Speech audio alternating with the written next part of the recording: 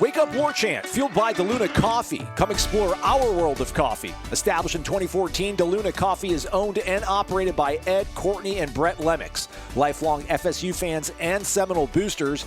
Ed, class of 79, and son Brett, class of 2009, along with Miss Courtney, can regularly be found tailgating near the Unconquered statue. Wake up with their breakfast blend called Five Flags, named after the five flags of their city, Pensacola. Higher caffeine because of the light roast. It is their unique blend of Mexican, Colombian, and Ethiopian Yirgacheffe beans. Use the promo code WARCHANT15 for a 15% discount. Visit DeLunaCoffee.com and check out their Facebook and Instagram. From Tally to Cali, it's time to wake up. Wake up, wake up. WarChant.com is your ultimate Seminole sports source. And this is Wake Up Warchant, fueled by DeLuna Coffee. Coffee's for closers only. Now here's WarChant.com's Aslan Hujavandi and Corey Clark. Time we got moving. Time to move on. Wake up! What's up, everybody? It is Wake Up Warchant. It is fueled by DeLuna Coffee, DeLunaCoffee.com. It's a website you can buy coffee from. It's awesome. Go explore their world of coffee. Use the promo code WARCHANT15 while you're over there as well. Try out the midnight shift. Maybe try some White Sands, Paradise, Lighthouse, Hurricane, Graffiti, anything that your palate could possibly want to hit it in the morning. You can find it at DeLunaCoffee.com, so check it out. If you're listening to us on YouTube, still don't get it. Thousands of you, though. I mean, it's a podcast, and you're just staring at a photo of Corey and I listening to us when you could just do it. A great photo. Great photo, just should be said. Just get us on iTunes or whatever the Apple device is, man. But it's fine. It's cool. Just hit the thumbs up. We'll call it even. Corey's here. That's great. Because his football team's not great. So we'll talk about all that. We'll go a little picture, big picture. But first off, just health checking. Corey, how are you, man? How you doing? Good? Good? I'm good, buddy. I'm good. The wound on my nose getting a little bit better. Get the stitches taken out. While you're listening to this, I get it taken out on Tuesday, so tomorrow. No kidding, really? Looking forward to that, yeah. Awesome, and then, man. Then I'm back to just doing what I do. Doing headshots. Yeah, all of it. Giving away glossy 8x5s, 8x10s. There we go. I give away 8x5. I don't go that 8x10 route. I like to keep it really more like a rectangle. All right, man. So what else do we have to talk about for you? I want to stall. I want to filibuster as long as I can before I have to talk about this game, Corey. Well, I think every Monday we're always going to have to check in, Pulse of the Nation. Mm-hmm. And just kind of talk about where this program's at, where it's going, I guess our belief level and where it's going. People probably want us to start off with that, but not a lot has changed. Believe it or not, everybody, when you go from 0-3 to 0-4, it's not big. Now going from 0-4 to 1-4, that's a huge spike in one direction or another. But 0-3 to 0-4, not a big deal, really. Yeah, so 31-23, this game looked like it could have just been an absolute massacre, and Louisville could have ran away with it. They were up 31-7 at one point in the game. Florida State ends the game scoring 16 unanswered, but still not enough. There you go. That's right. Still not enough. I mean, can you imagine, you end a game scoring 16 unanswered and you still lose by a touchdown? Yeah, but that's where that is where we are. Nobody's excited about it. Trust us, everybody. Just because we're not screaming, I know people want fire and brimstone. It would be fake for me. I mean, I feel it somewhere in the cackles of my soul, in my thorax somewhere, but I just can't bring it to the surface for whatever reason. I just can't. I'll try. Maybe it'll come out. I think, I wrote about it in my column after the game. I was close to it at halftime. I was viscerally angry at what I saw because it just was like, this again, huh? You can't convince me that Louisville is the 1999 St. Louis Rams. And we can't cover Torrey Holt and Oz Hakeem and these guys, Isaac Bruce. They're just too good. Court Warner's too good. It's Louisville, man. They're a decent offense, and they made you look like a scout team. And I was furious. How does this keep happening? And then the second half, they went out and had their best half in, 7 or 8 years as a defense. I looked it up because I couldn't believe what I saw. It was only the third time in 5 years, Aslan, that an FSU defense has gotten 8 straight stops against an FBS school. It was the lowest amount of yards they've given up in the second half against any FBS school since they beat Wake 59-3 in 2013. I mean, it has been a long time. I think Louisville had, 2-3 first downs in the second half? It's been a long, long time since we've seen a defensive effort like that. And you want to be encouraged by it. And I was. It completely changed what I wrote my column about, honestly, because I was to the point at halftime where I'm like, this guy can't have an office on Sunday morning. He can't have an office on Monday morning. You can't keep doing this. Is untenable. And then, maybe they stayed the execution until the governor looks over some more paperwork, and then it's going to happen anyway. Who knows? Little death penalty joke thrown in there. Not a joke, just a death penalty analogy thrown in there. Because we've said all along, it kind of has the feeling of a dead coach walking, a dead man coaching with Adam Fuller. But there is a chance, I legitimately think, if that second half had gone like the first half, we would be talking today about, I don't know, Randy Shannon or somebody else being the interim defensive coordinator. Yeah. So it might have just delayed the inevitable, but that second half was so dominant and so out of nowhere that you start to think, well, okay, I mean, still just September. Maybe something was figured out in that second half, because it wasn't like the Wake Forest game, right? I do think Wake Forest just kind of how many people are yelling at us right now, right? Like people are yelling. People are. We'll get to that. They're yelling at us. Like, how can we? Okay, sorry. One for 8, by the way. They were 1 for 8 on third down in the second half. Right. But I thought in the second half against Wake they played better too. But I also thought Wake had something to do with that because they throttled down. Mm-hmm. They didn't keep going like they were. Louisville, like the very first play, like they're in a football game 2 minutes into that second half. They're only up 11, and Florida State has scored on its last 2 drives. So it's not like Louisville throttled down, like, let's just run out the clock and get out of this. They were trying to move the ball and score, and they couldn't. I don't know why. I'm not smart enough to know what the difference was, other than winning one-on-one battles and tackling better and playing better. I don't know what kind of schemes they came up with that confused Cunningham, but it was a different defense.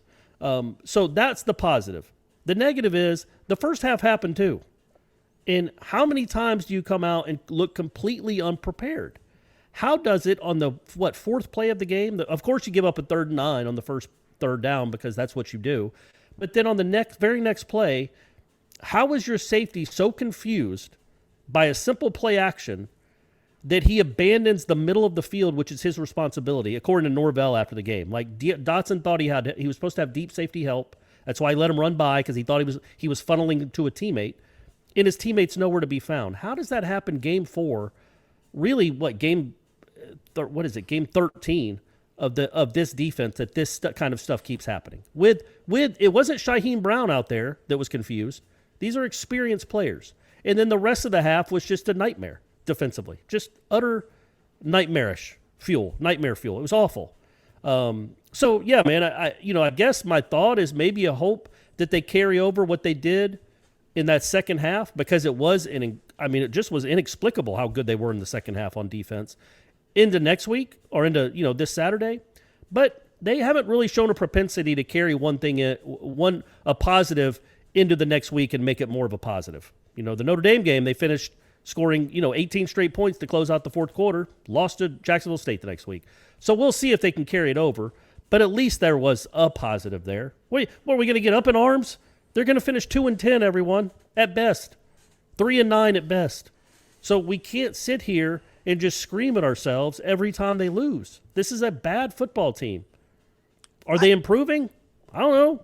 Yeah. Looked like the second half they improved, but not quickly enough for my needs or your needs or anybody's needs, but maybe they're improving not exponentially, but maybe incrementally. And by 2029, they'll be winning 9 and 10 games again. At this rate.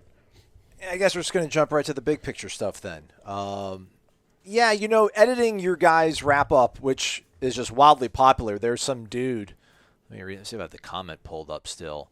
Bill. Did anybody comment about my nose? I hope. One person did. A lot of people watch that. A lot of people watch that don't like subscribe or have heard me talk about the procedure. So right.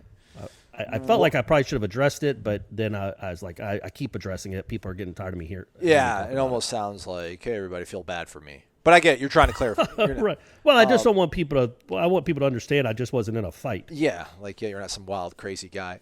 Somebody said something, but I deleted it.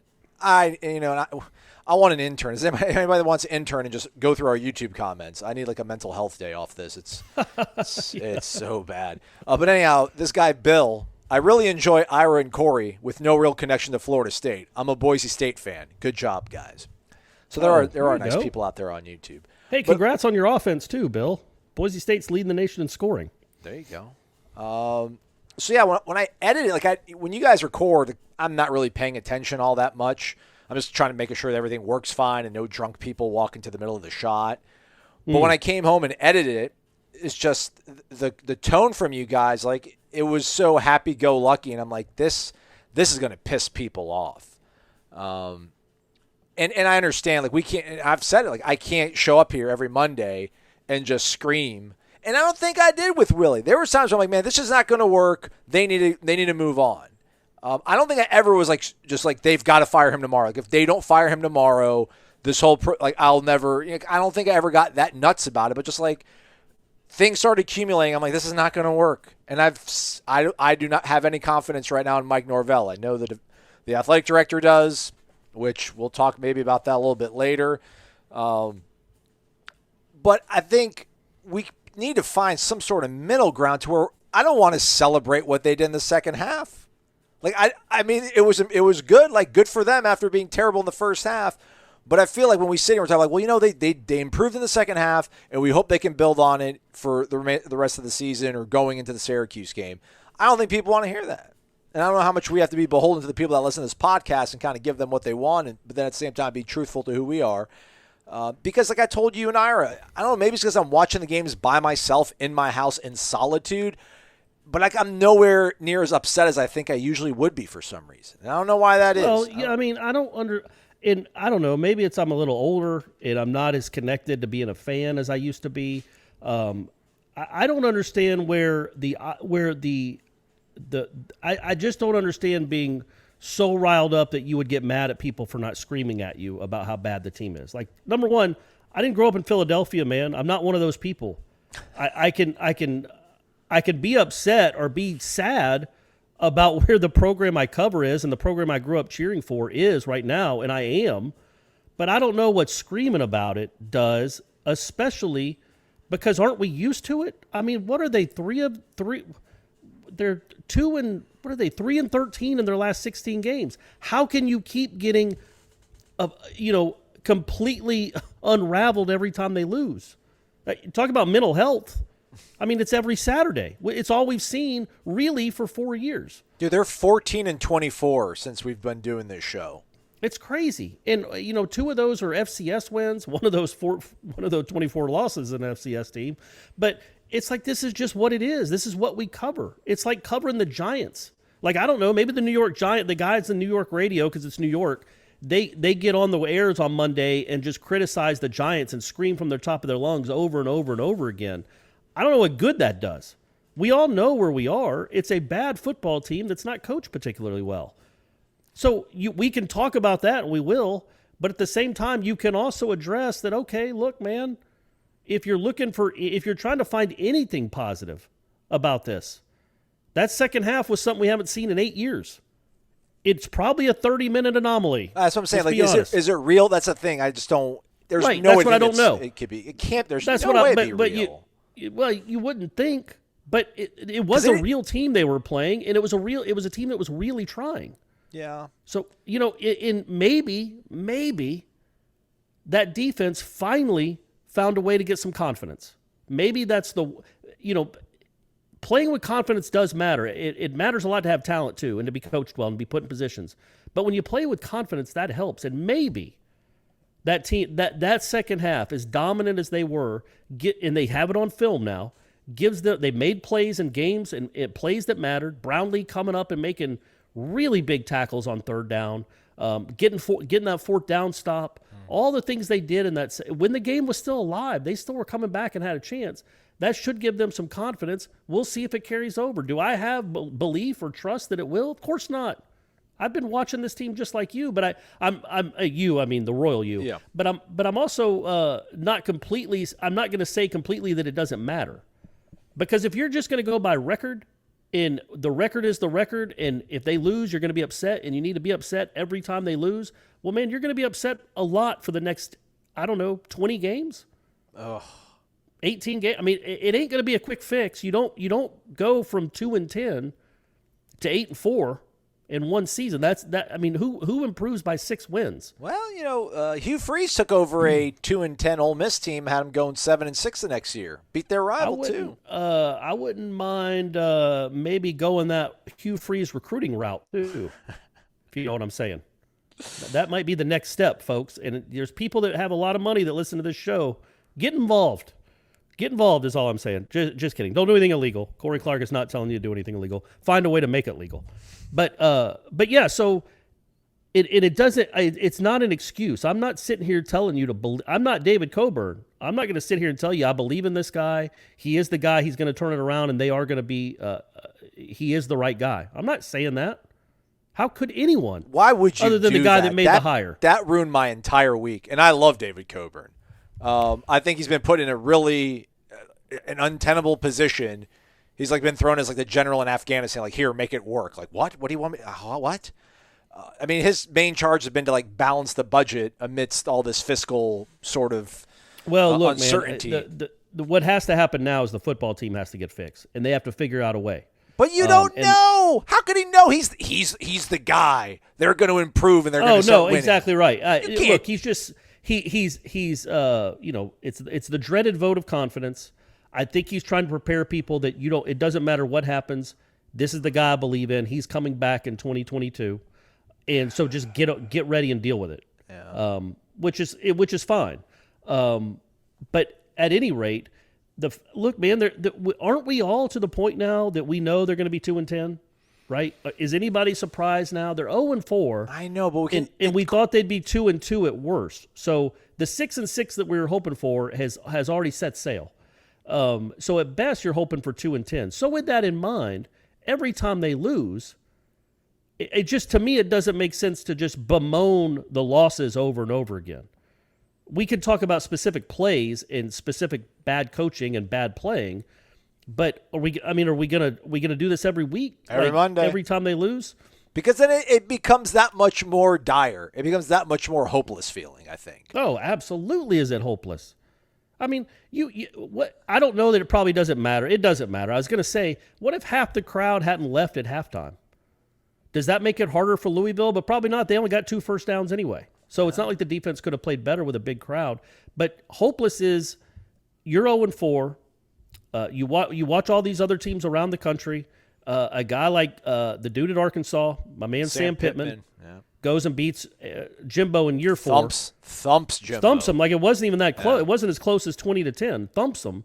And he's in his second year, and he took over a program that was in similar shape. Lane's 13th. They're about to take on Bama. That's going to be the big game this week. Yeah. And then your guy, I get it, man. It's like, why Florida State? What did Florida State do where it's just, impossible to win?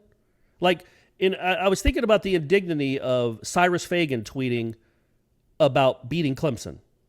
I finally got these guys. Number one. He tweeted that? Yeah. I thought he's out for the season with an injury. Yeah, he is. But, I don't even know if he could celebrate. I don't even know if he was on the field for the celebration. Like, that would have been dangerous for a kid in a cast and a knee brace. But, it's that. It's Corey Durden having 2 sacks. It's Kendall Briles beating Jimbo. It's Trayshawn Harrison catching touchdowns and a win over USC. It's all these things. Jaden Woodby is on a team that just beat Missouri in overtime. DJ Matthews had a punt return for touchdown week 2, caught a touchdown week 3. Yeah, now he had 2 for 15 in the win against Western Kentucky. But look, man, there's the indignity of that too. And these guys, the Cyrus Fagans of the world, God love them, going on Twitter and like mocking people for. I don't know if he's mocking Florida State fans, but it seemed like he was celebrating in where he is and where the program he left is, and that's happening a lot. Nobody likes this, man. This is awful. I can't fathom Florida State being here. It's awful. I don't want to come to grips with it, but at the same time, you're 3-13. What are you? What did I just say? 3-12 in your last 15. 3-13 in your last 16 games. Ugh. I mean, it's just no. You're 3-12 because you lost your last 2 games of 19. You lost to Florida. You lost the bowl game. Yeah. Then you went 3-6 last. 3-12 in your last 15 games. So this isn't new. It's just awful. It's awful. None of us are happy about it. The hope is that maybe it can turn around, and maybe this is the guy to do it. But the guy that's helming. But then it's like you look at these other programs. What's set in stone in Arkansas, where a big old chubby offensive line coach can go roll in there and have them top 10 in the country 13 games into his career. Mike Norvell is whatever he is, 3-9 in 12 games, 3-10. 3-10. Like what is it? Is Norvell that much worse a coach? Like, is he just? Did he forget how to coach? Is Pittman a genius?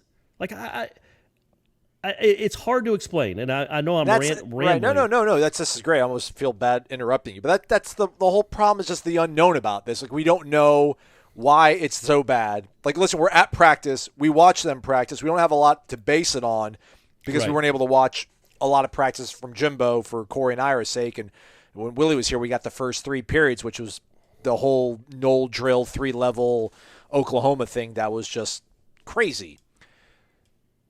And we have no idea when this is going to get better. So all this uncertainty is just what makes it so maddening and frustrating. It's probably much easier to say this is not going to work out because, again, the guy that's leading the charge right now is a guy that's gone 3-10. Yeah.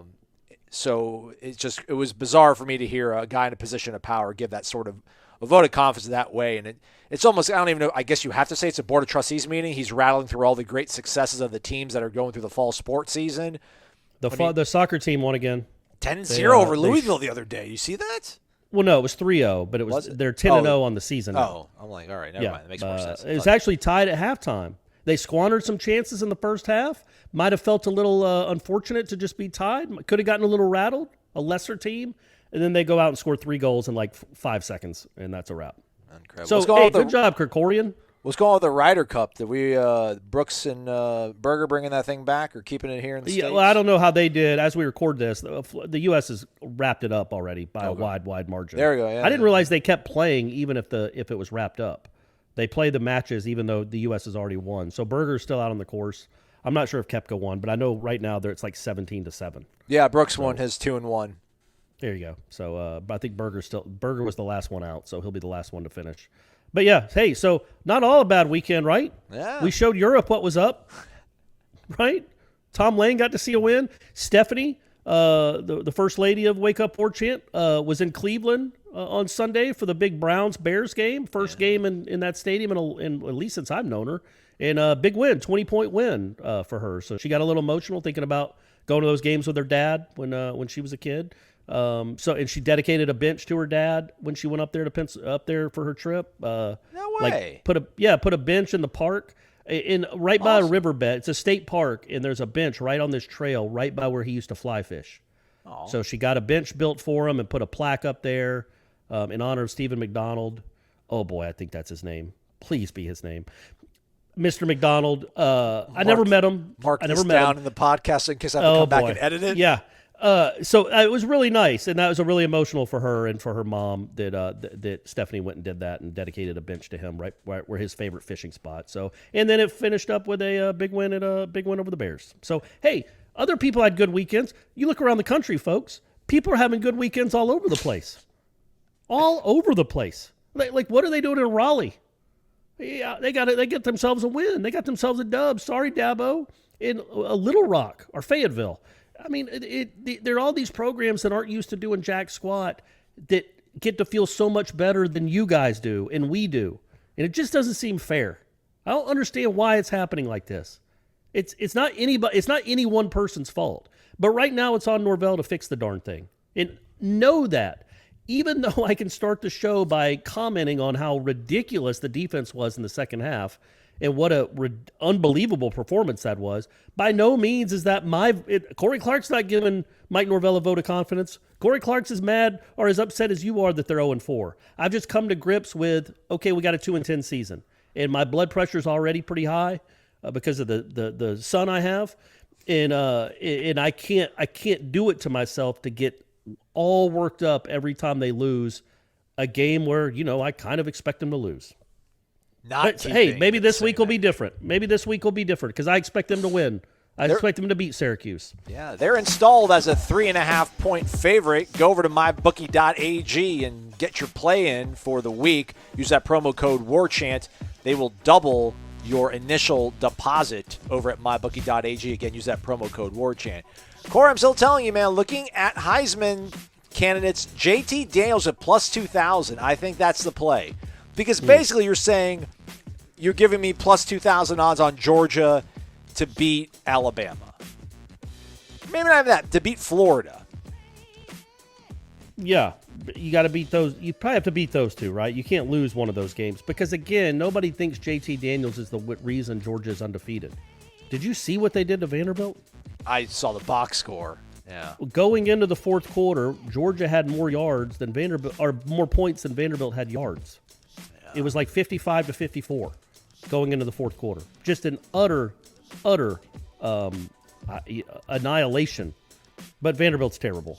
Vanderbilt might be one of the Power 5 teams Florida State could beat. It would maybe be favored by, I don't know, double digits, 8 or 10 points. Okay. Yeah, that's how bad Vanderbilt is. I don't know. If Georgia can win, I still think a quarterback takes it unless one of these defenders just kind of emerges as being the main alpha. But anyhow, go to mybookie.ag, use that promo code WARCHANT, get involved, become a winner, make money, profit. Take the Noles this week. Lay the points. Noles are going to come out big. I tried to articulate it in the wrap up, and I don't think I did a really good job because it kind of occurred to me in the moment. But I do think that I know the record is the record. But do you think this team would have beaten last year's team? Yeah. Do you think this team has improved? Versus last year or from week to week this season? Last year. Yeah, I mean, because that defense, the defense was horrible. I mean, but then again, what they're like 109th last year in total defense. They're 100th this year. That is improvement. Hey, that's an improvement, my man. But this offense has taken a step back. No, the offense is the same, right? Are they? I mean, I think. Yeah, and what I would say when I think about no, it does. this in my that's head, the thing, man, and that's the thing. I know no one wants to hear it. I don't want to hear it. Listen, when I click on I love you, Corey. When I click on you and Ira stories that try to give me sunshine, it pisses me off. I'm like, stop it, knock it off. But I'm telling you, I really do believe watching this team, I'm like, I know they're 0-4. They're terrible. Like, I get it. Again, Corey's point, they're going to be 2-10. It's horrible. But looking at them, and you said this in your wrap-up, and I scratched my head, but now it makes sense. You're like, this could be a 5-7 team that's going to go 2-10. And I'm like, what the hell does that even mean, Corey? But, like, yeah, they should probably end up, when we're sitting here, everything's doing the autopsy. Like, they probably could have won 4 or 5 games, but they didn't. They won 2. Now, they won 3 last year in a weird season, and they got Duke, which was a favor by the ACC. We had no business playing them. That was a joke.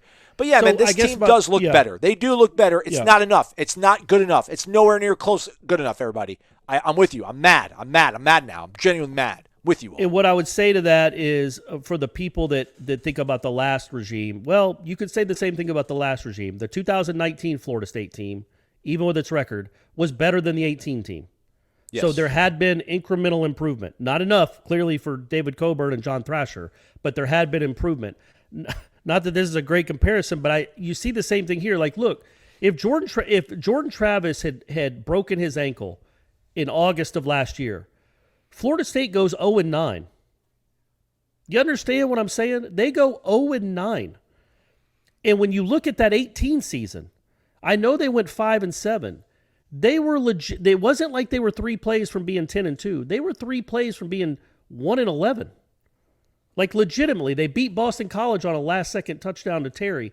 They beat Samford on a basically a pick 6. And they came back in the fourth quarter. And I feel like there was one more game where they won it near the end. The Louisville game. Yeah, Louisville was a miracle. But Petrino throws a pass that's intercepted. If he just runs the ball, that's a loss.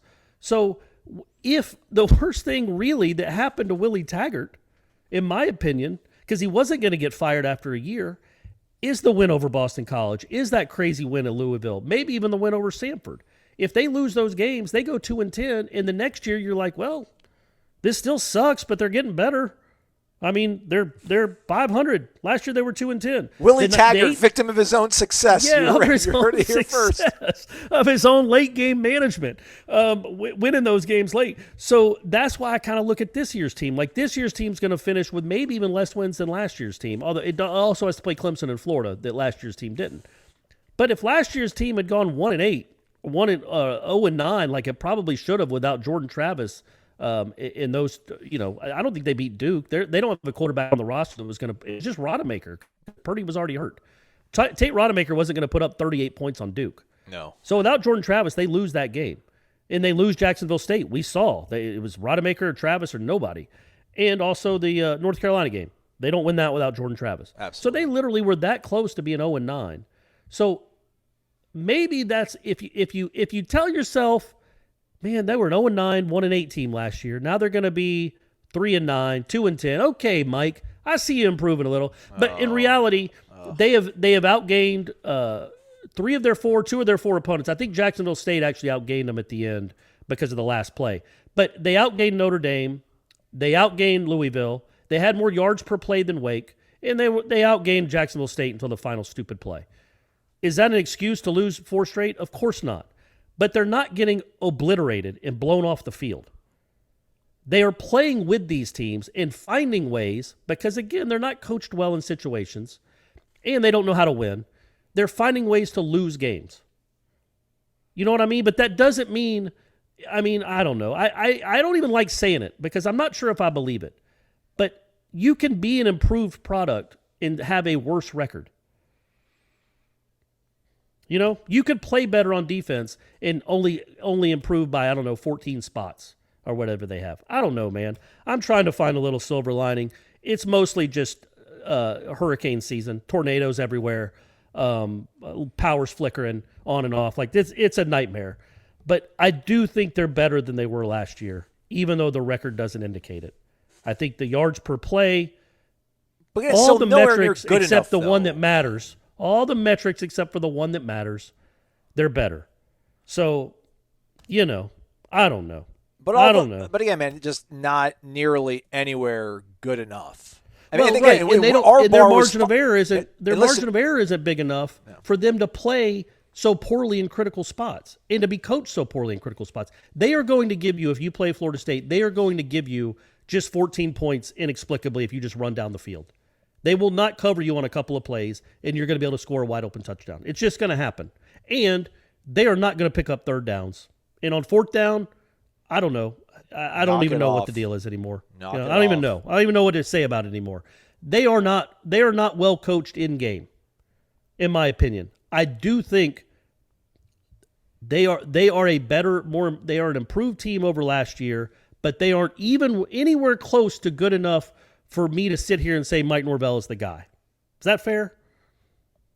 I do think they've gotten better. Listen, but we I don't set think a really Mike low Norvell bar. I don't think Mike Norvell is the guy. I'm not saying he's not the guy, but certainly just because they've gotten incrementally better in yards per play and they're not getting blown off the field, that does not mean this guy is the answer, because you see people in Arkansas and people in Oxford and people all over the country that aren't 0-4 in their second season. So this does not absolve him of anything. You've got to win games. That's the bottom line. And they're not. But maybe they're closer than we think. The bamboo, right? Yeah, and the thing is, we go. don't know That's how right. this is going to translate if they do end up being good at some point, right? Like we can't even tell how he's going to coach and how it's going to work out when they are 6-0 one season maybe in October and having to go play at Clemson and it's a game day. ESPN's in town. Like, we're not even getting those sort of high leverage situations against really good teams like we did against Notre Dame, I guess to a certain degree. And I don't think they piddled over themselves in that game. But No, they didn't melt. They didn't melt in the moment. I thought they answered the call there, especially in the second half. But the way they're playing against Louisville I don't think we can take anything from this game and get an idea or a feel, at least in a positive way, of how they're going to play against Florida at the end of next year, if the staff is still at the end of next year. Yeah, well, even I this agree. year, man, I just... Well, no, this year they're losing to Florida. Oh, absolutely. It probably won't be all that close. Yeah, absolutely.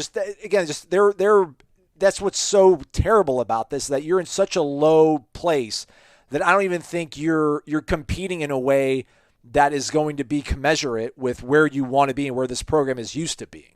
It's so hard. Okay, now you're going to be 0-4 playing a Syracuse team, and maybe you look good and you do a couple cool calls that helps you in that Syracuse game. Do you really think that kind of moxie, that kind of coaching decision is something they'll do if they're 7-1 against North Carolina in a year, 2 years from now, trying to stay in the ACC championship race? Like nothing they're doing now. Wouldn't we want to see? Well, wouldn't we want to see if that's the case? You know what I'm saying? Like, holy moly, would that be awesome to be like 8-1, wondering about the playoffs in a couple of years? Well, I think that's part of it was with Willie too. It's like you kind of start trying to. All right, man. Let's say he does fix this, but then we're in a tight game. Is he a championship coach? Right. Yeah. Yes, and then there's absolutely. Right I 100% understand. I get it. I am not. Certainly, I was higher on Mike Norvell 3 weeks ago than I am now. Yes. After the Notre Dame game, you couldn't have told me he wasn't a good coach. I don't think I would have believed you. I'd be like, "Are you crazy?" The improvement they made in a year, and then look, man. If you look at Notre Dame and Louisville and how they played last year against those teams and how they played this year, that's obvious improvement. It's obvious improvement. But at Florida State, you don't listen to this show to hear people, give excuses for being 0-4. You don't listen to this show because this isn't a program that goes 0-4. This is a program that has a lot of history and tradition and pride. And so I know it sucks to talk about it and to hear it. And we're all kind of at a loss. But, if you keep improving, can he be the guy that gets you to a championship? I don't know. Right now, the goal is to get it to 7 wins at some point. And then if you realize, okay, this guy ain't it, at least he's gotten you back on solid ground. And you can find a guy that is it if you don't believe he can get you to a championship. And why would anybody believe that right now after this disaster of a start? So at the end of the day, we'll keep talking about it. It'll keep coming up. Yeah, sure. If Coburn realized, and that's another thing, I guess Coburn is the guy making the decision, although it's a new president who might want his own AD at some point, and this is a huge decision. This is the future of the athletic department. Kind of rides on what they do in football, how they do in football. And is David Coburn in a position where he's going to be here for the next 5? Is this solely his decision? Is he good with the new president? Is that the other president was John Thrasher. This dude's from Harvard. Like, John Thrasher was on all those flights, and John Thrasher was basically a co-AD. I shouldn't say that. I'm not trying to diminish David Coburn's role, but we all know John Thrasher had a very big role in hiring and firing. I don't know that the new guy does or will, and why would he? That's not what he's here for. So is Coburn his guy? Does he entrust him wholeheartedly to go make the biggest decision in 2 decades, 5 decades for Florida State football? And is that decision to ride it out with this guy at least for another year and a half to see any tangible results other than yards per play, like things that actually matter? Trust me, folks. I know what I said 10 minutes ago. I wasn't happy saying it. I do believe it. I do believe they're a better team. I also believe it doesn't matter when you're 0-4. Screw off. If I was listening to myself right now, I would have screamed at me too. But if you fire him, if you say that if they realized right now this isn't it either, great. We're 0-2. We found the only 2 people in America that couldn't win at Florida State, but we did. We found not only can they not win, they literally can't win a game. They can't even have winning records. These might be the only 2 in America that can't, but we found them. We've got to go find our own Sam Pittman, which is a crazy thing to say out loud. But if you really believe that that's the path, that this guy isn't the guy, I still don't know that you can do it after this year. You know what I mean? Like, I don't know, because I think you could if you wanted to. I think you got to go find that money. You got to have. I mean, the people that matter. Yeah. You have to find that money because you are not a faucet. You are not Auburn. You don't have all the money in the world to just throw at coaches to not coach your team. And how much is a guy that you know, not a Norvell or a Taggart, where you think there's some proof that they might be okay. A dude can win at this level. How much money is that going to take? Right. Yeah. On top of the $6 million a year you'd be paying people not to coach your team. You are now spending $11 or $12 million a year on your head coaching position at Florida State University, which puts you in the Alabama category because that's what Saban gets. Although you're paying half your money to people not to coach you. So, again, if you can find the money and you have a name that you know can do it, then by all means, I get it. Norvell's going to finish his first two seasons 5-16 or 6-15, somewhere in there. That's crazy. That's Mudra. So and he gets I to get 2023 too, is what you're saying. He'll probably be here in 2023.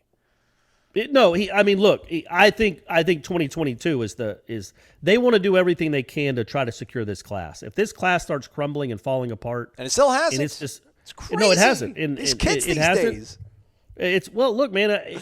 It really could be like a galvanizing.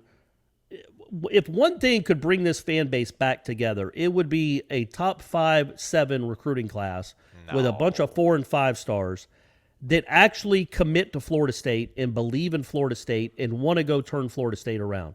It's easy for the 2 and 3 stars to say we want to go turn Florida State around. It's like, all right, buddy, you were being recruited by Akron. You just want to go to good school. These guys, a lot of these guys can go anywhere they want. And if they really commit to wanting to turn Florida State around and make it a program of significance again, then, man, I think that would be something this fan base would really rally around. And they would be beloved, or beloved. Beloved?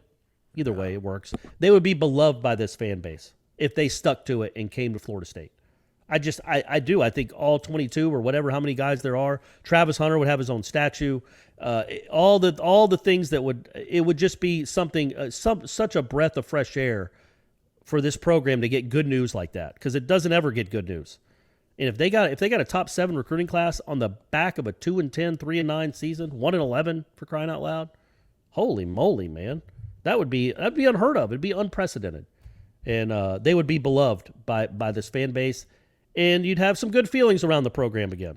But that's the key. If it started crumbling, I still don't think you can do it. I don't even know why I'm entertaining it. I just don't think you could spend $12 million a year, $11 million a year on your head coach for the next 3 years because you're paying these guys out. But if that recruiting class collapsed, well, then you know. No, you don't believe that, Corey. I'm going to save you. You're not talk about stuff you don't believe in. But, folks, we could probably use the money to help for another buyout. So if you're interested in investing in cryptocurrencies but you're not sure where to start, check out the Kraken app, Kraken, like the mythical. Can you pay buyouts in Bitcoin? I mean, why not? I mean, you go to El should be able to, Salvador, right? Just get Taggart, send him like 6 coins. With Kraken, you can buy and sell over 50 of the most popular cryptos like Bitcoin, Dogecoin, Ethereum, all on the go, handheld devices, palm of your hand, every single minute, every single day of the year. It's super easy to get started. Just download that Kraken app, create an account. You can invest in minutes, and you don't need huge sums of money to start your day trading empire. You can start out with as little as $10 worth on Kraken just to get a little sample. So go ahead, find out why Kraken has been one of the highest rated places to buy crypto for the last 10 years. Visit kraken.com/warchant to learn more or search for Kraken, Kraken, in the App Store. The clutch shot, the biggest hits. It's time for the Zaxby's indescribably good Player of the Week. Probably should do Brooks and Berger, helping the Stars and Stripes bring the Ryder Cup back home to America. But I'm going to go with Adrian Wildschut.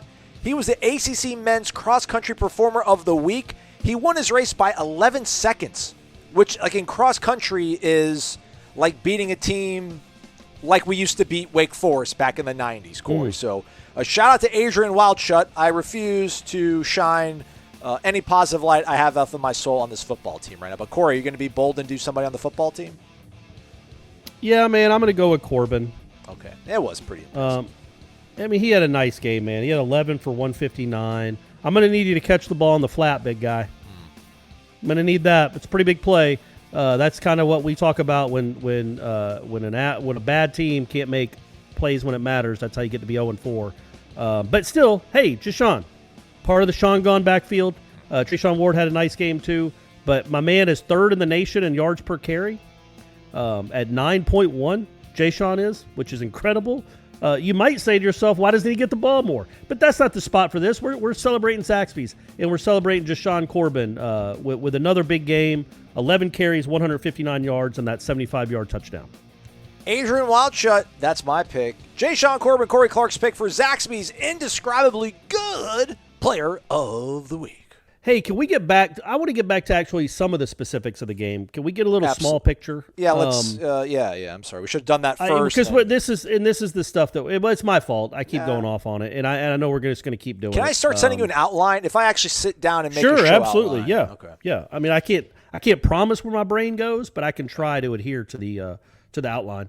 I try to you took 20 minutes for you to show up, and I'm like, I should write an outline, but I'm like, I can't. I just don't know what question to ask you because we've asked every question, like big picture stuff. I mean, listen, we do the show every single day, and all we talk about is this one school, and pretty much it's one sport. So, and it's 0-4. Yeah. Like, imagine, folks, if your job was dependent on covering a team that has, other than Arizona, the worst record of any Power 5 team in the country. Yeah, you're a and salesman. Arizona at least showed a little spunk. Yeah. A little spark against Oregon on Saturday night. Or like you're a salesman and you got like 3 accounts, but they have never in the history of your company have ever bought more than like $10,000 worth of goods, but your goal is like $20,000. How would you feel every day having to call those accounts? Anyhow, I'm not going to complain. We're talking about football for a living. Let's look at the little picture, cool. Corey. What you want to talk about? It's still pretty cool. It'd be a lot cooler if they were 3-1 or even 1-3. Real quick, after the Notre Dame game, if somebody told you they're either going to win 10 games or they're going to win no games, we always said 10 games, right? I don't know about that. I was so high on them after Notre Dame, but I digress. Carry on, Corey. What's going to happen here at quarterback?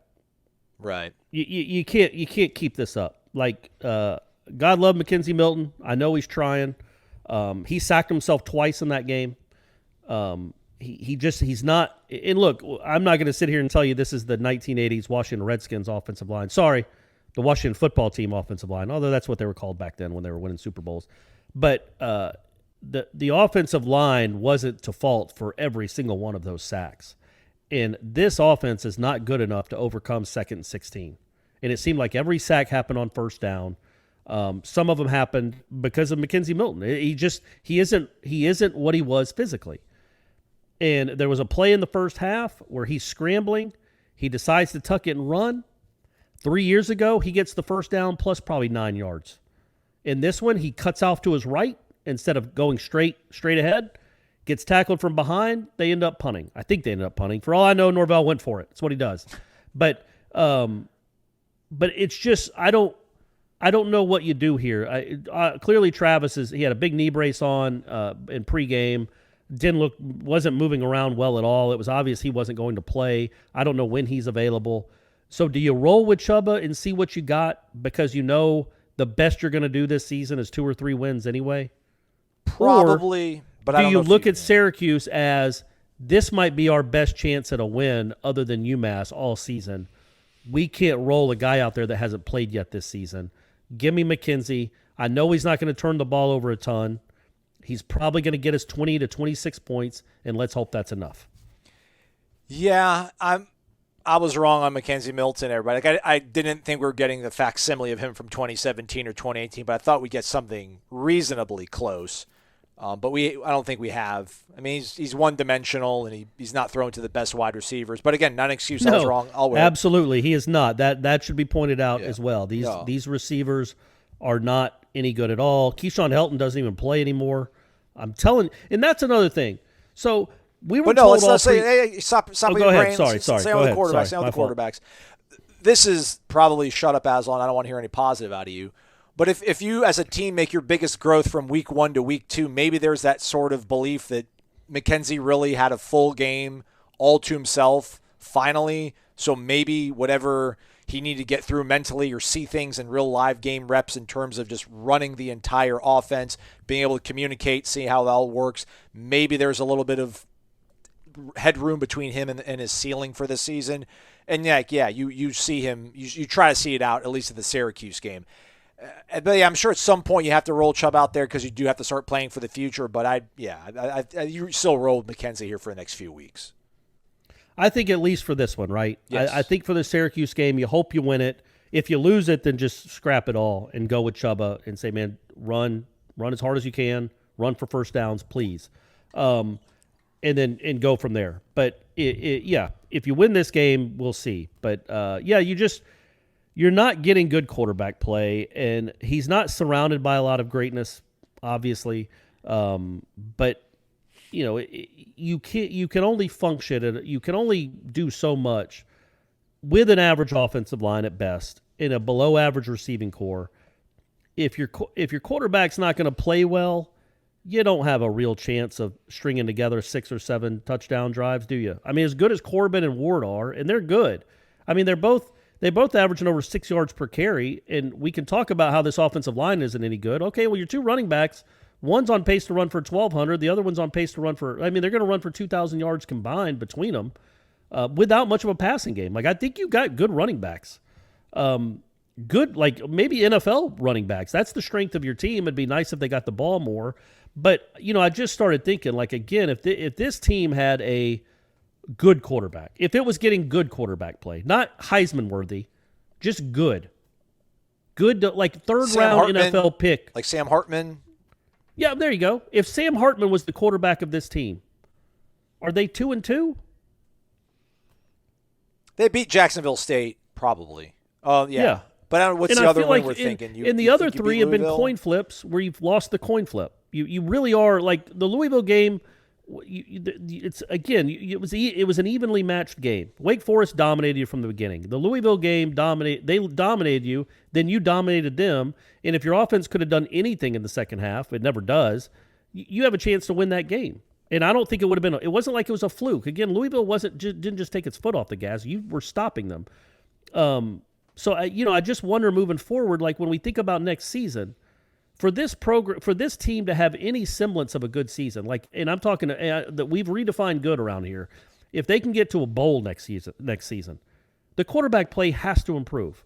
Well, Milton's not going to be here, and Jordan Travis you just can't count on. So, wouldn't it make sense at some point this season, in a lost season, to see what you got in 1 or 2 of these guys, and if just see if Chubba's the guy.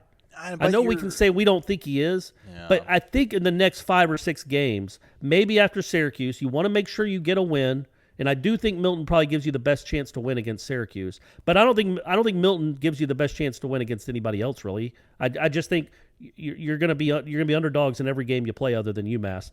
So why not see what Chubba has? Why not see if he can build on that NC State game and actually be a solid to good quarterback? Well, I mean, we'll see, again, if the buy-in that Norvell mentioned after the loss on Saturday, which he unsolicitedly brought up about the fact that he's never been on a team that everybody's bought in. All in, yeah. Everybody's all in, yeah. All in. But now there's more of that happening. So maybe if you get a little bit more fight, then maybe Mackenzie Milton is good enough to miracle you to 4 wins. But yeah, I mean, I hope people don't think I'm blaming. We've seen Chubba practice. The team has seen Chubba practice. I mean, there's guys out here that are still working really hard, and if you've asked these guys to be all in, and then you roll somebody out there that it's kind of like a wing and a prayer, maybe that affects some of the all in that you're going to get from other guys. So it's probably a little bit of a tricky thing. I don't think they think of it like that, man. I don't think they look at Chubb and go, "Oh, this guy's a scrub." I think if you're watching film, if you're an offensive lineman and you're watching film of this game, which they have, and you see that third down play I'm talking about where Milton decides to not go head first to get the first down, but veers out to the right to avoid contact, which, again, I completely understand. I'm not blaming him for it. He's on one leg. It's been a miracle that he's on the field at all. But he did do that. Like, there's no way that Chubba makes that throw to Parchment in the end zone. That's just a dime. That is a great college football throw. There's also no way that Chubba doesn't get that first down on that play. So there's some give and some take. And Chubba will not be able to throw the ball on time like Milton does, but maybe he avoids some of these sacks where you're always second and 17. And I just want people to know I'm not blaming Mackenzie Milton for anything. He's not a great fit with a team that doesn't pass block real well and has not great receivers. Like, look at that last play, man. What happened, by the way? Whose fault was that? How many receivers, point fingers, how many receivers let that get intercepted? Yeah. Like, the game is on the line, man. Right. And Parchment had his best game. And it was cool that he came out and talked afterwards. And I'd encourage you to go watch his video. He said some pretty enlightening stuff talking about the difference between the first half and the second half, which is true, is they started winning one-on-one battles on both sides of the ball, especially defense, but I think he was talking about offense. They did start winning more one-on-one battles. But that was and he even said afterwards, he's like, I was brought here to make that play, talking about the interception. I've got to make that play. I let my team down. They brought me here to make plays like that, and I didn't do it, and I let my team down. So he knows that was a play he's got to make. But look, man, you know you're not great at that position when the kid from Kansas is the kid you throw it up to with the game on the line. And of course, I mean, I just don't understand how that ball isn't tipped away. Like even if you can't go catch it, make a play on it so he doesn't end the game. That was a first down throw or a second down throw. You still had time. But my point is, I don't think that's a bad decision by McKenzie Milton. You've got what you think, and it's not you've got your most talented guy out wide, one-on-one with a cornerback. That's a matchup you look for. The safety went elsewhere. You had a chance to go tie the game on that throw. You take that shot. It just so happens he ain't playing with the UCF receiving corps. And not only is it not a touchdown, it's the end of the game because the guy lets him intercept it. So I just want people to know I'm not blaming McKenzie Milton for what's happened here. He's not to blame for these losses, obviously. The guy in charge is. But he is not he'd be a great fit at Georgia where they can block and he has good receivers and good tight ends. But here you need a quarterback that can move, man. You need a quarterback that can make some plays with your leg. You want to know why they're not picking up any third and fourth downs right now?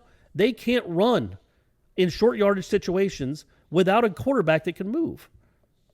And their quarterback can't move. The guy, Jordan Travis is just hurt, and he wasn't running well anyway. And McKenzie Milton can't move. So 3rd and 2, 4th and 2, you want to know why they're looking over and doing trick plays, trying to get the team off, the team to relax because they think they're calling a play or looking for a signal. And then, our man Jordan Wilson decides just not to block anyone. That's because they know they can't just line up and beat you physically by running in short yardage. Well, if you had a quarterback that can move, maybe you can. So even if it means every 3rd and 2, Chubba Purdy comes into the game. Doesn't mean he's running it every time. You can still throw. You can still have call, but it just gives you a way to pick up these third downs, man. If they were better on third down, again, they'd probably be 3-1. But they're horrible on third down, and that's a big if. But they're horrible on third down each way. And fourth down. Didn't you say they're the worst in the country on fourth down? Like 124th, which is close probably. So close, yeah. They picked up that last one. My man, he went for it like 4th and 10 at his own 23 or something there at the end, and got the pass interference, so it counted as a conversion. But yeah, I think they're 2 of 10 on fourth down this year. In that game against Louisville, they were 5 of 16 on, they were 5 of 16 on third down, and 1 of 5 on fourth down. So 6 of 21, and a lot of them are short yardage, man. Not all of them are 3rd and 12. But again, I just think you've got to find a way to get some mobility at quarterback, even if it's not your overall game plan. Or go back to the Wildcat or something, because the 3rd and 2s it's just not working, man. Milton's just not the guy he was. It'd be awesome if he was, but he's not, and he won't get the protection to be the gunslinger that you need him to be to win games. He won't get the protection, and he doesn't have the receiving core to do it. But anyway, I was going to go back to Helton real quick. Before you talk about Keyshawn Helton, the fourth down, they'd been practicing that. And listen, I'm not Mr. Fourth Down, and I get it, everybody. Punting is for losers, whatever, wah. But they practiced that play, the looking at the sideline, feigning, like looking for a signal, and then they would do a direct snap to the running back. I thought I texted you that when I was watching it, and it did not look good at all in practice. But everyone's like, I think somebody tweeted at me like, well, did number 4 not block in practice? Like, yeah, nobody did. Like, the whole point of that is nobody acts like anything's happening except for the center and the running back, and you hope you catch them off guard, and you didn't. So, and listen, I'm not the fourth down guy. In that time and place, I actually thought that was, if you're going to do anything, that was the time to do it. But, of course they don't get that. Of course they miss an extra point. Of course Louisville banks their field, just all the bad things can happen, just keep happening to this team. But what's up with Keyshawn Helton? Well, yeah. To go on to that real quick, Keyshawn, we'll get back to you, buddy. Of course you drop a screen pass that's a walk-in touchdown for Keir Thomas. Like, it's a great read. It's a fantastic play on his part to read it, to diagnose it, to get out wide enough to be in the passing lane, but make a play and catch it. Or also Louisville. Of course, Louisville recovers that fumble on 3rd and 18 where they just kick it around but recover it themselves. And, of course, Keyshawn lets the ball land over his head and bounce down to the 4. Those are the plays that losing teams make. You can play even with a team for long portions of games, and they've done that now in 3 of the 4 games. But 6 seconds left. You let a guy get behind you. Notre Dame, you call a blitz on a 3rd and 17 screen pass. All these those kind of detailed plays, they just keep lacking, which is, again, that's what goes back to coaching. And then, look, man, I don't know what you do with Brendan Gant. Like, I know some of you in the moment might think, man, that's not a penalty. He's still technically in bounds. That's not a penalty. What football program have y'all been watching for your entire lives? ACC officials, they take the job so they can call personal fouls on Florida State defensive backs. It's what they do. I assume it's part of their test. Like, if you could pick one team to call a personal foul, at Florida State, you don't even get to finish the question. Hired. So, of course, in that moment, they are going to call Brendan Gant for a personal foul. I know that. Brendan Gant should know that. Adam Fuller should know that. And Cunningham was not going to stop on a dime, do a whip-de-doo spin move, and then go back upfield. You were in no danger of him running past you. You had won the play. He was going out of bounds. It was obvious. There is no need to even risk it because they're dying to call you for a personal foul. So don't give them the opportunity. Whether you think it was a good call or bad call, don't give them the dang opportunity. That's just not smart. And they do a lot of that stuff too. They do a lot of not smart things in crucial situations. That one especially, because that gave them points. That gave them 7 points. You lost by 8. That gave them 7 points. The Jarian Jones one, by the way, that was clearly not a personal foul. But that one too. The running into the kicker, the running into the punter. Yes, it's a horrible call against Wake Forest. Yes, it gave them 7 points. Why are you even near them? What's the point of even being near them? Why give these guys that want to call 15-yard penalties on you a reason to do so? So anyway, they did play even with Louisville. They just played situations really poorly when it mattered. 3rd down especially in the first half on defense and then the whole game on offense. But going back to Keyshawn Helton, this is an issue I do have with the coaching staff. So we watched all the practice in the preseason. You watched more than I did, but we watched a good bit. Mm-hmm. Keyshawn Helton was their best receiver. Yeah. Would you agree with that? Looked like it. Yeah. In the preseason, he was their best receiver. And we were told by them that he was one of their best receivers. He had made a step. He looked like his old self. He was explosive, the quickness. He looked like the guy that they could count on to be a big-time part of this offense, and he can't get on the field. I don't know how many plays he had. I should have gotten PFF up. I don't feel like he played more than 10 or 12 snaps on offense. But Ja'Kai Douglas is playing most of the game. And I don't understand that. 39 for Keyshawn, 16 for Ja'Kai. No way. Yeah. Is that true? That's what PFF says. I take away everything. 69. Hey, they love that dude. 69 reps. Did he? How many? Does it say how many targets they have? Is that one of the? Because I would love to know how many times they threw it to Keyshawn. I think if I go I to don't receiving feel like they grades, threw it to him at all. I could do receiving grades. Yeah, receiving grades got targets. Keyshawn, not even on here. So yeah, he wasn't even targeted then. I mean, so he was on the field for and maybe, we don't know. Some of those plays might have been called for him, and that was one of the times Robert Scott decided not to block or Milton tripped himself. Easy with Robert, man. That first sack that,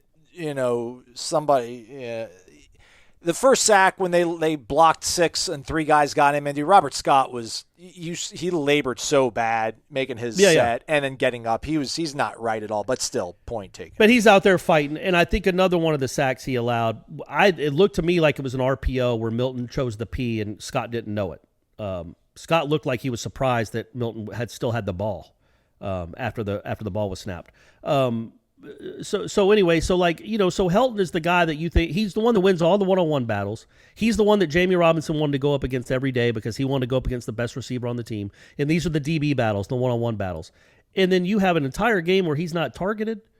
Like, is he a guy or not?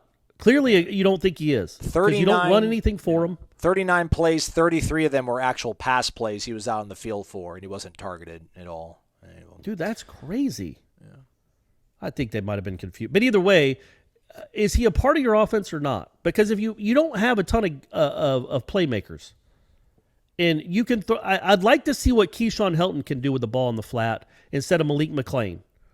You know, and I think Malik McClain's going to be the best guy on this team. He very soon the best wide receiver on this team. But the second play of the game, if that didn't sum up the Florida State receiving core, those first two plays, you run like a little. I guess it was just a reverse to Pokey, a little end around to Pokey. I can't remember if he passed it, if he shovel passed it to him or not. And Pokey gets tripped up by the very first guy near him. And then the next pass is just a stop to Malik McClain at the line of scrimmage, one-on-one with a DB.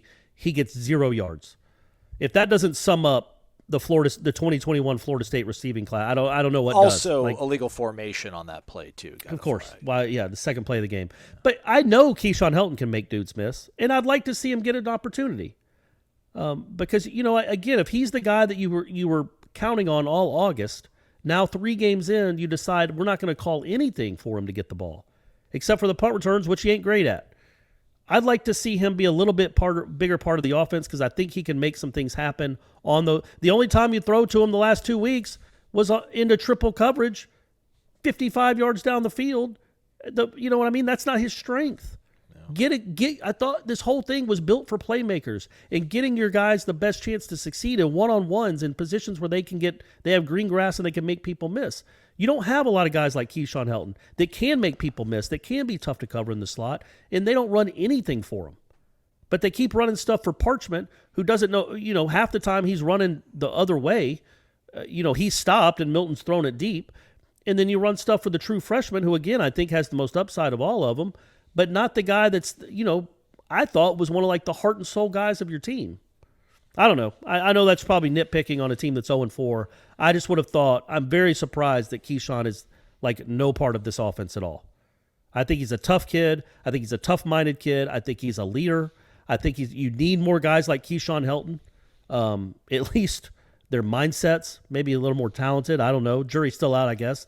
But I would try to get him involved a little bit more in my offense if I were him. And maybe it goes back to him dropping the touchdown against Jacksonville State and kind of losing the game for him. Maybe they still haven't gotten over that. I get you, man. Catch the ball, Keyshawn. I haven't gotten over that either. But it's like he's in purgatory now because of that drop pass. Hey, let's go talk to these coaches. Yeah, I'm interested. I'm not really interested in most of these. I am interested in number one, talking to Dillingham about short yardage again, and if Chubba's an actual option because he can move, he can run. Not that they'd give away their game plan, even if he was. And then Fuller, if he has any. I just don't want to hear when we ask Fuller what the difference was between the first half and the second half. Execution. They just tried harder. You know what I mean? They just.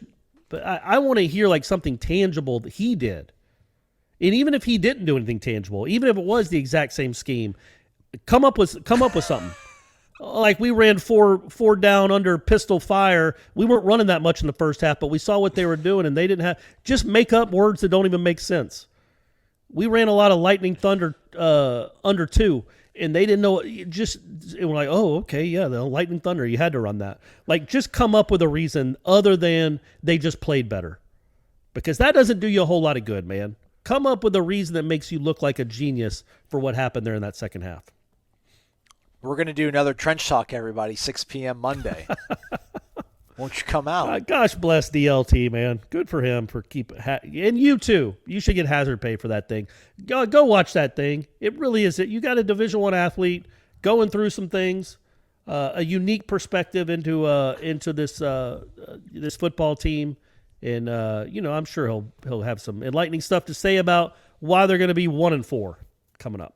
There we go. But before that, 1 to 3 o'clock, Jeff Cameron Show on Warchant TV, streaming live, also 93.3 FM here in Tallahassee. We're going to go talk to the coaches. Thanks for listening. Another hour-plus show. We're coming strong on Mondays now. Maybe we need to streamline our thoughts. Everyone. Not your fault. It's a team. It's my team. fault. We win as team, lose as team. He's Corey Maslon. Thanks so much for listening to Wake Up Warchant, fueled by DeLuna Coffee. Come explore our world of coffee. DeLuna Coffee features over 24 different blends. DeLuna's unique roasts can be delivered ground finely for drip coffee makers, coarse for the craft crowd, untouched as a whole bean, or even in convenient K-cups. Founded in 2014 by the Lemmix family, Ed and Brett are FSU alums and boosters who are extending a special offer to all listeners. Use the promo code WARCHANT15 for a 15% discount. Visit DeLunaCoffee.com and check out their Facebook and Instagram.